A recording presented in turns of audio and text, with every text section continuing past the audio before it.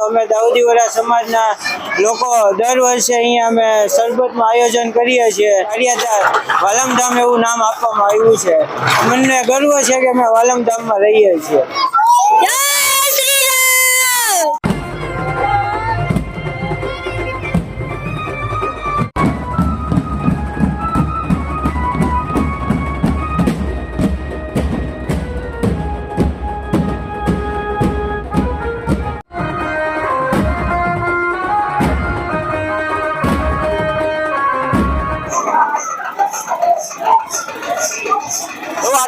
સુંદર મજાના રામાપીર અને વિરમદેવભાઈ બંને ભાઈઓને બેસાડવામાં આવ્યા છે.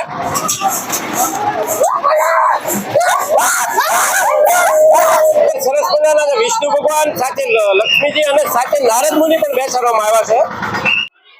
નમસ્કાર મિત્રો, સ્વાગત છે તમારું અમારી ચેનલ લોહંગ ટ્રાયલમાં. તો મિત્રો, હાલ આપણે ઉપસ્થિત છીએ અત્યારે કાળિયાધાર શહેરના પરમ પૂજ્ય સંત શિરોમણી શ્રી વાલમપીર બાપાની આજે 139મી પુણ્યતિથિ ઉજવાઈ રહી છે. જે વાલમપીર બાપાની જે જગ્યા આવેલી છે ત્યાંથી જે તેમની શોભાયાત્રા છે તે થોડી જ વારમાં હવે પ્રસ્થાન થઈ રહી છે. તમે તો જોડાઈ રહેજો વિડીયોમાં અને વિડીયોને પૂરેપૂરો જોજો, જેથી તમને અહીં જે ભવ્ય જે શોભાયાત્રા આજે નીકળવાની છે વાલમપીર બાપાની તે તમને સંપૂર્ણપણે નિહાળવા મળે. અને હું તમને સ્ટેપ બાય સ્ટેપ પૂરેપૂરી જે શોભાયાત્રા છે તેના હું તમને દર્શન કરાવતો રહીશ. તો વિડીયોને પૂરેપૂરો જોજો. અને આ વિડીયો તમને પસંદ આવે તો વિડીયોને લાઈક જરૂર કરજો, તમારા મિત્ર મંડળને શેર પણ કરજો, જેથી તે લોકો પણ આ ભવ્ય શોભાયાત્રા નિહાળી શકે. તમે જોઈ શકો છો કે સમસ્ત હિન્દુ બાબર સમાજ ગારિયાધાર તાલુકાના તો તેમને પણ સરસ મજાનો ટ્રેક્ટર શણગારી અને લાવવામાં આવ્યું છે. આગળ અંદર આપણે જોઈએ ટ્રેક્ટરની અંદર શું કૃતિઓ બેસાડવામાં આવી છે. તો ટ્રેક્ટરની અંદર જોશો તો સરસ મજાના જે રામચંદ્ર ભગવાન છે, સીતાજી છે અને સરસ મજાના જો ભાઈઓ બધા ભાવિ ભક્તો તેમને પ્રસાદી આપી દીધી.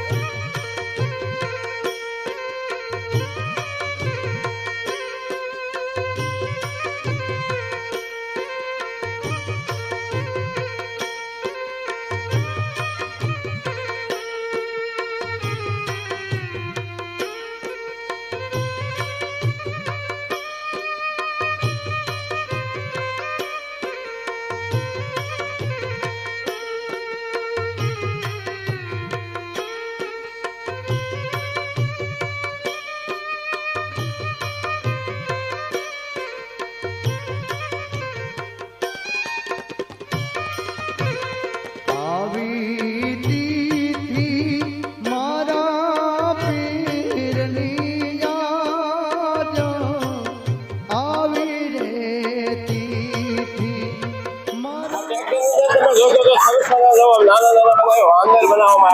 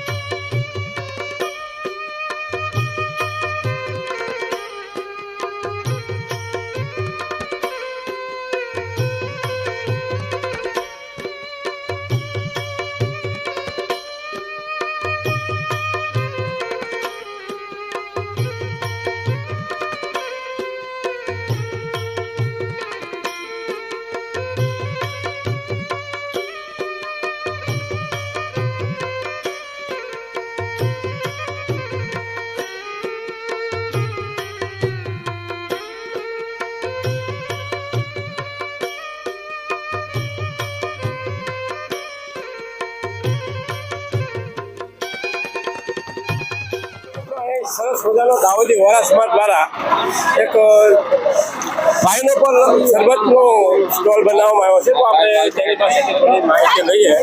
દેવા પીર વાલમરામ બાપાની આજે 139મી પુણ્યતિથિ છે. એમાં દાઉદી વોરા સમાજના લોકો દર વર્ષે અહીંયા અમે શરબતનું આયોજન કરીએ છીએ. લોકો દર સાલ અહીંયા અમારું શરબત પીવા ચોક્કસ આવે છે. અને અમારે 139મી આજે તિથિ છે એટલે અમારા ગામનું નામ ગારિયાધાર વાલમધામ એવું નામ આપવામાં આવ્યું છે. મને ગર્વ છે કે અમે વાલમધામમાં રહીએ છીએ. બાપા